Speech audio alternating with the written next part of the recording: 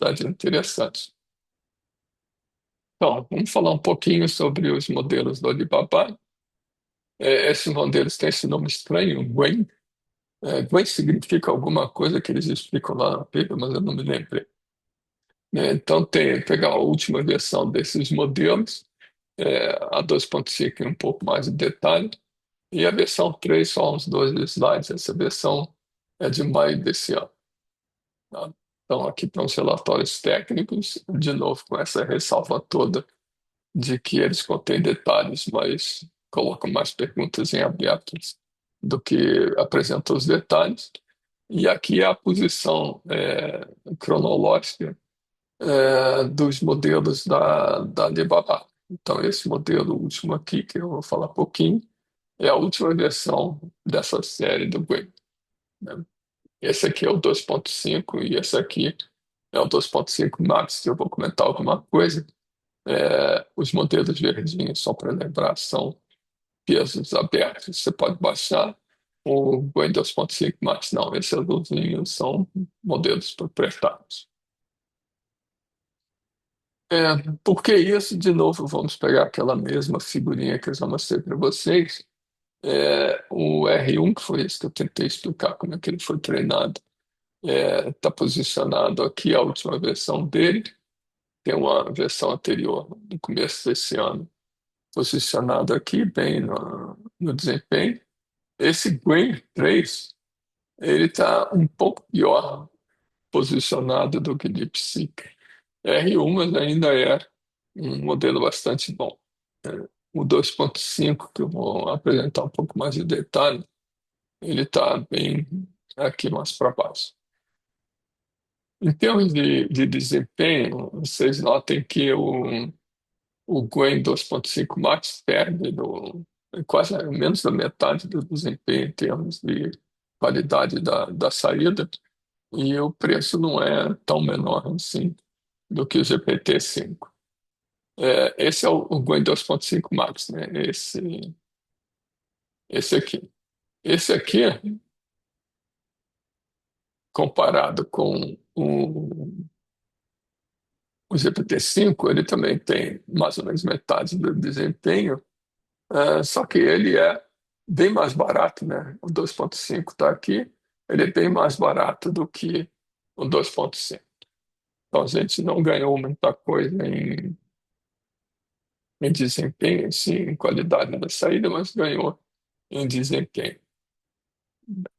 Agora, essas comparações aqui, elas são, na verdade, um pouco não muito boas, porque eu estou comparando o modelo proprietário com o modelo de pesos abertos.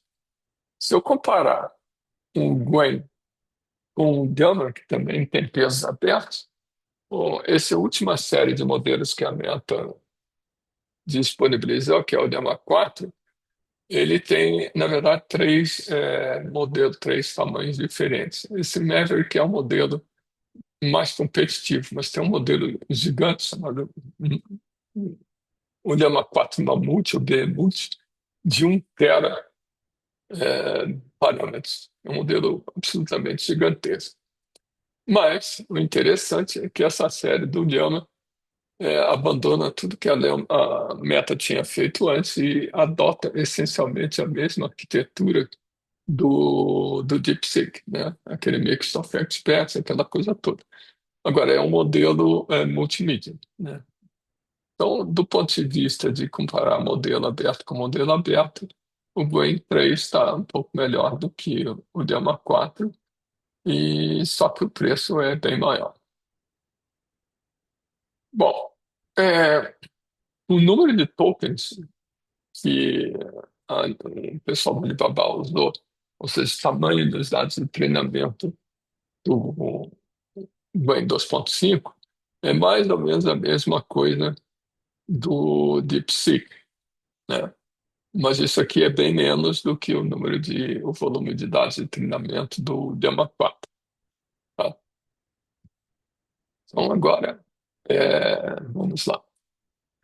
Eles têm duas versões aqui. Essa versão aberta, usa uma arquitetura tradicional, ou seja, o decoder only, e vem numa coleção de tamanhos aqui. É, a versão Max, que é essa outra aqui, que é o Max, Max. Já me perdi. Bom, o Max tem uma arquitetura diferente. O Max é uma arquitetura de Mixed of Experts e é proprietária. Então, na verdade, dentro dessa série tem duas coisas bem diferentes, com arquiteturas bem diferentes, uma aberta e outra proprietária. É, o que mais que eu posso falar aqui? O que eu queria falar com vocês é uma coisa bem interessante aqui. É isso aqui. O treinamento, o pré-treinamento desses modelos não tem nenhuma grande surpresa, exceto que eles comentam que melhoraram um, a qualidade dos dados de treinamento, né? E tentaram rebalancear um volume de dados de treinamento. Então, tem alguns domínios que podem ser muito presentes nos dados de treinamento e outros menos. Por exemplo, se vocês compararem social media com academic research, obviamente tem muito mais exemplos disso do que disso aqui. Então, eles tentaram melhorar a qualidade dos dados e rebalancear um pouco o volume de dados de treinamento. Isso dá trabalho para fazer.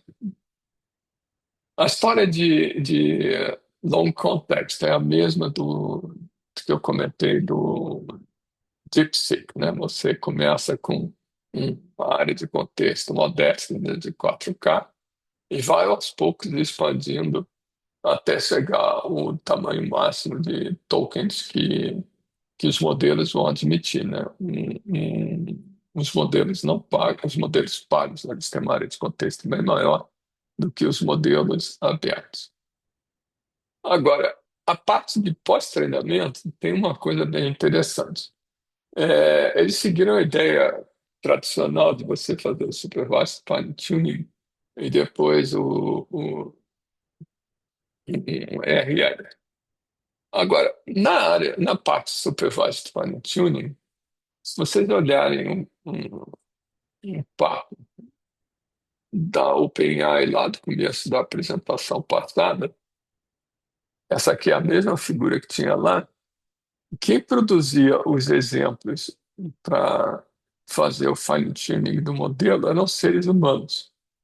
O que eles fizeram aqui não são seres humanos que produzem esses exemplos, são coisas específicas para esse tipo de dado.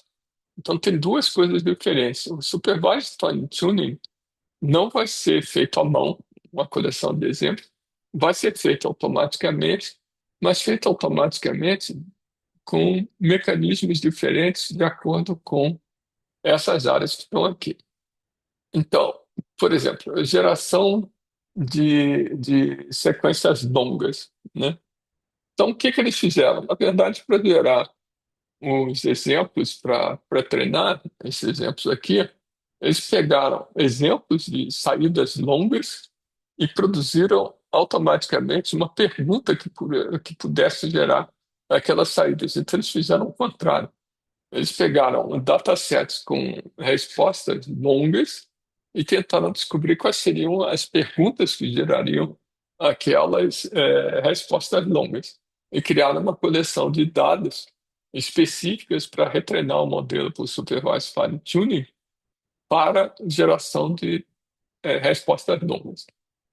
É, a parte de treinar o 2.5, modelo genérico 2.5, para resolver problemas de matemática, eles usaram um modelo que eles já tinham, que na verdade é desta mesma série, que tinha sido treinado em outra ocasião para responder perguntas de matemática.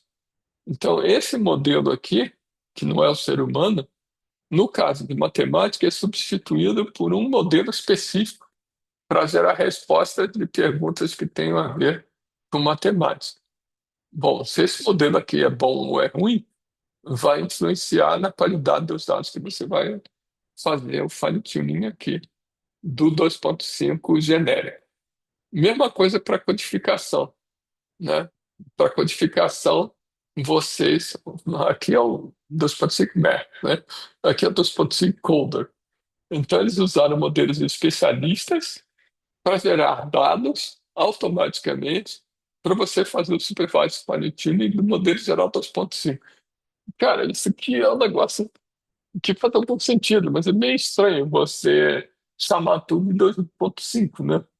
Afinal, parece que esse 2.5 Math é uma versão fine-tuning para matemática desse modelo daqui.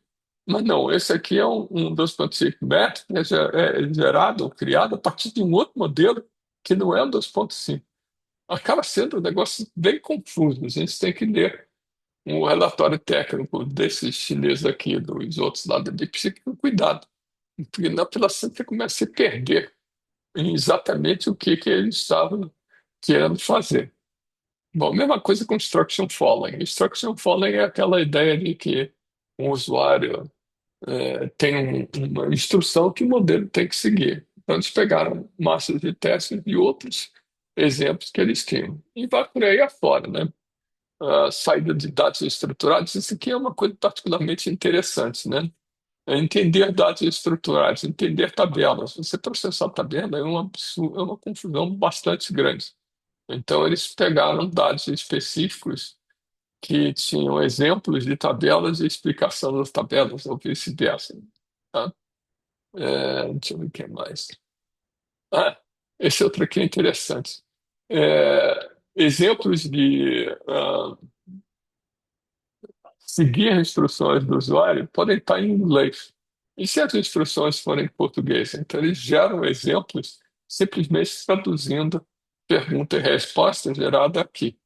Então, isso aqui é simplesmente, esse pedaço aqui, o Cross-Lingual Transfer, significa essencialmente você pegar aqui a sua linguagem básica, digamos, em inglês, e transferir isso para uma outra língua, simplesmente traduzindo pergunta e resposta. Então, no fundo, voltando para cá, né, essa parte aqui de gerar os exemplos para fazer o supervised fine-tuning usou uma coleção de outros modelos que eles tinham, né, com tentar endereçar problemas bem específicos, né? É interessante isso, mas no final acaba sendo uma coisa meia, talvez até o cachorro correndo atrás do próprio rabo. Não é bem assim, porque não é exatamente os mesmos modelos, né? Bom, aí é, a parte de reinforcement learning não é muito diferente do que a OpenAI faz, ou o que eu disse que a OpenAI fazia com o GPT-3. Só que eles acabaram misturando tanto exemplos de reinforcement learning para treinar um modelo de reward criados por seres humanos, exatamente como o GPT-3 tem, e coisas que foram rotuladas ou ordenadas automaticamente por outros modelos. Então, de novo, você começa a desconfiar que tem cachorro correndo atrás do rabo. Então, isso aqui significa usar uma LLM para criar exemplos para treinar outra. Tá? Bom, aí o resultado final dessa confusão é bem razoável, né? Deixa eu ver aqui um instante. Aqui são aqueles benchmarks que alguém me perguntou uma hora dessas, né? Essas tarefas de codificação aqui, esses benchmarks de codificação na apresentação da tecnologia da Meta tem em razoável detalhe o que é isso daqui. Nessas tarefas de codificação, essa NTT eu até me lembro, Mostly Basic Python Programming. Então, isso aqui são exemplos de programação em Python que você descreve o, o que você quer fazer em inglês e o Python, e o modelo gera código Python. É, útil, né? Então, se você pegar aqui, o Brain tem um desempenho bem razoável, comparado com os modelos do Llama. Uma coisa estranha é que eles não usaram um Cold Llama. O Llama 3.1 tem um modelo chamado Cold Llama que foi retreinado, foi o Llama 3.1 retreinado para zerar código. Então, o que eu esperaria ver aqui era o Llama, não o Llama 3.1 70B, mas o Cold Llama 3.1 70B. Enfim. E aí vem um outro modelo, lembra que tinham dois, tudo chamava GUI 2.5, mas tinha um que era os modelos que eles chamam de densos, que são os modelos com a arquitetura tradicional do decoder only, e os modelos que eles chamavam de MAX, que são os modelos com Mixed of Experts. Então aqui, embora está tudo dentro do mesmo nome, esse modelo aqui tem pouca coisa a ver com o anterior. Primeiro, o volume de dados para o treinamento é bem maior e a arquitetura é completamente diferente. E aí, vamos comparar esse 2.5 Max com alguns outros modelos, inclusive o GPT-4o, que na época era o melhor que a OpenAI tinha. Os modelos Havana aqui, escuro e claro, são os americanos, o da OpenAI e da Anthropic. É, os DeepSeek é o azulzinho. E o da Meta é o cinzinha. Então, se vocês olharem assim de relance, nesse Benchmark Question and Answering, o 3.5 Max não é lá essas coisas, é pior do que o da Anthropic. Mas nessa, isso aqui é perguntas genéricas, ele mais ou menos é a mesma coisa que os outros. Então ele eu não diria que ele é melhor do que esses daqui, mas ele é tão bom quanto esses daqui, né? E aqui eles estão colocando como comparação o maior modelo da série 3.1 da Meta, né? Cinema 3.1 405B é o maior modelo que a Meta tinha na época que ele foi lançado. O 4O também seria o melhor modelo da OpenAI. Então, é uma coisa competitiva, tá? Bom, e aí, maio desse ano, eles voltaram a anunciar uma série de modelos abertos. Esse Max aqui, esse aqui não é aberto, tá? Então, eles agora lançaram a série 3, que é uma coleção de modelos abertos, e com uma série de melhorias interessantes. Bom, a arquitetura desse Brain 3 é a mesma arquitetura do Max, tá? Ah, dizem eles que eles retreinaram o modelo para melhorar essa questão de como é que você gera respostas passo a passo, né, que eles chamam de reasoning ou inferência, né, e separaram o que é um reasoning model do que seria o modo non-reasoning, mas tudo dentro do mesmo modelo. Você não precisa chegar lá e dizer, eu quero esse modelo para reasoning e eu quero esse outro aqui que não é reasoning, você não tem que trocar de modelo, tá? E se você entrar na interface lá da Alibaba, tem um parâmetrozinho lá embaixo que você pode regular o quanto você quer gastar com inferência. Porque essa história de dizer que eu vou resolver passo a passo, você provavelmente consegue respostas mais precisas, mas gasta bem mais tempo e bem mais espaço de área de trabalho, né? Bom, e uma coisa interessante é que eles aumentaram o suporte a outras línguas, né? São um número bastante grande de línguas. Gostaram que eles colocaram dialetos, que então deve ser dialeto de chinês até. Então, essa história de você quase que mais que triplicar, né? Quase 4 vezes mais línguas, isso aqui significa que o modelo foi retreinado numa coleção de dados bastante razoável que representasse esse mundaréu de línguas aqui. É, que tem aqui de interessante? Né? Muita coisa. O contexto dele não é grandes coisas, né? Os modelos maiores têm um contexto tipicamente tranquilo das LLMs, mas não é um mega ou qualquer coisa assim. Bom, é possível a gente brincar com esses modelos do Alibaba? Sim, você pode entrar lá e tem um Brain Chat. Isso aqui eu verifiquei hoje, está funcionando. E lá, a mesma coisa da OpenAI, né? Vocês podem escolher o modelo que vocês querem trabalhar. Tem Isso aqui é a mesma coisa que você usar a API da OpenAI, né? Tem uma maneira de você chamar esses modelos por API dentro do que eles chamam aqui de estúdio. A Meta também chama Modelo Studio, ou AI Studio, aliás, né? Vocês podem brincar. E tem uma coisa interessante que dentro do Hugging Face tem umas áreas para você brincar com esses modelos. Então você pode pegar essa URL aqui ou essa daqui e fazer uma brincadeira com esses modelos específicos aqui, sem ficar preso à própria tecnologia deles. Não dá para a gente se distrair aqui. Então, isso aqui são os relatórios técnicos, isso aqui é um último deles. E a mensagem aqui é que, de novo, você consegue fazer um treinamento bastante sofisticado, para não dizer rocambolesco, desses modelos e obter um desempenho bastante adequado.